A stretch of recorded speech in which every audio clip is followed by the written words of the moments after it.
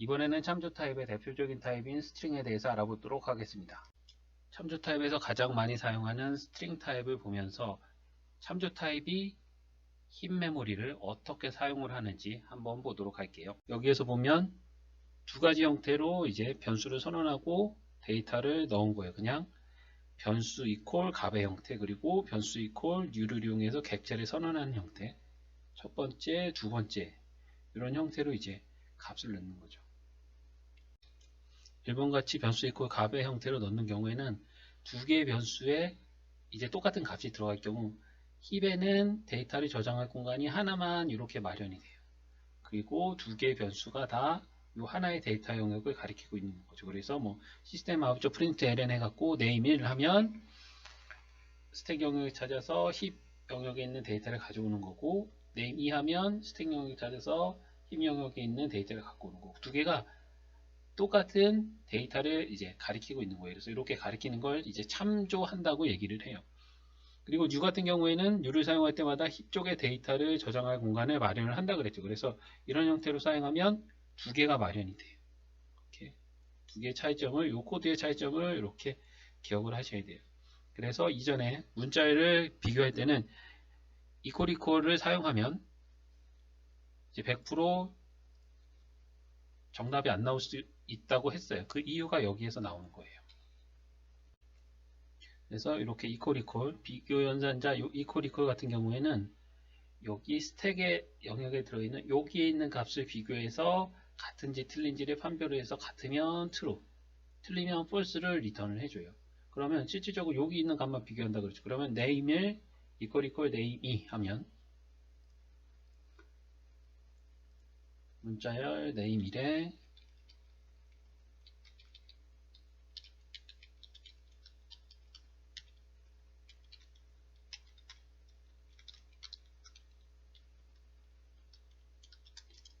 name2에 김철수 이렇게 한 다음에 여기서 if 여기서 이렇게 의미하는 건 얘가 가리키는 힙 쪽의 데이터 영역과 얘가 가리키는 힙 쪽의 데이터 영역이 지금 같다는 거예요. 이런 형태로 주면 그러면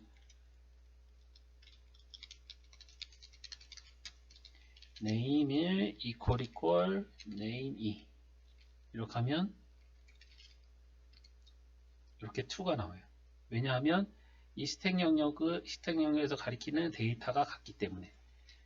그래서 equal 같은 경우에는 여기 스택에 데이터가 들어있는 값이 들어가 있는 여기에 들어가 있는 값들이 같으면 true, 틀리면 이제 false를 리턴을 해줘요. 그러면 지금 두 번째 같은 경우에 new를 이용해서 생성한 경우에는 여기 서로 이 스택 영역에 데이터가 들어가 있는 부분이 가리키는 공간이 틀려요. 그러면 들어가 있는 데이터는 같다고 하더라도 이제 false의 값을 리턴을 해주게 돼요.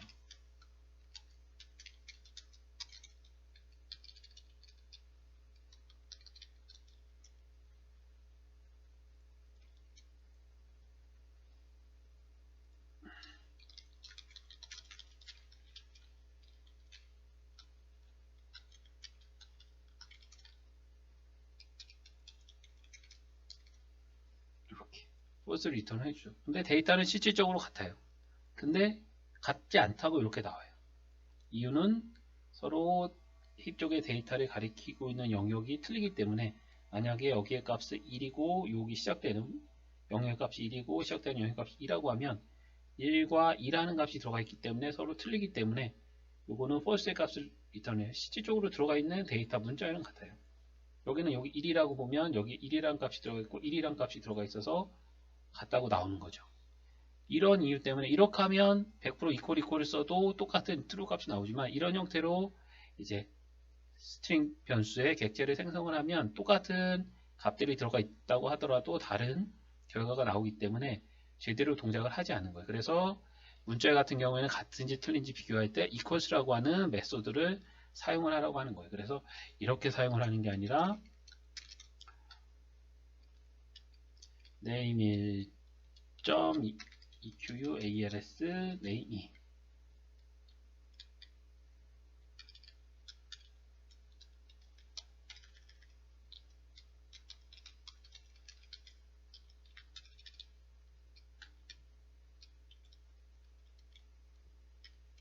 이렇게 시작하면 트루의 값이 리턴이 되죠. 그래서 지금까지 참조 변수를 선언하고 사용하는 방법에 대해서 이제 봤고, 그리고 뭐 초기화해서 사용하는 방법하고, 이제 참조 변수를 선언하고 데이터를 할당하면 어떻게 데이터가 힙 영역에 생기는지 그런 것들에 대해서 이제 살펴봤어요.